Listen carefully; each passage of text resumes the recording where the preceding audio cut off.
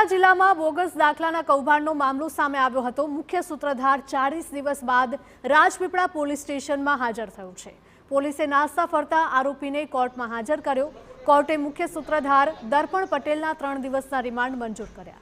ખોટા દાખલાની તપાસ બાબતે એસપીએ એસઆઈટીની રચના કરી હતી। તો નર્મદા જિલ્લામાં બોગસ દાખલાના કૌભાંડનો મામલો, જેમાં મુખ્ય સૂત્રધાર 40 દિવસ બાદ રાજપીપળાના પોલીસ સ્ટેશન ખાતે હાજર થયો હતો।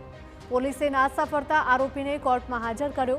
કોર્ટે મુખ્ય સૂત્રધાર દર્પણ પટેલના 3 દિવસના રિમાન્ડ મંજૂર કર્યા। તો ખોટા દાખલાની તપાસ બાદ એસપીએ એસઆઈટીની રચના કરી હતી। તો નર્મદા જિલ્લાની આ ઘટના બોગસ દાખલાના કૌભાંડનો મામલો સામે આવ્યો હતો, જેમાં મુખ્ય સૂત્રધાર 40 દિવસ બાદ રાજપીપળા પોલીસ સ્ટેશનમાં હાજર થયો।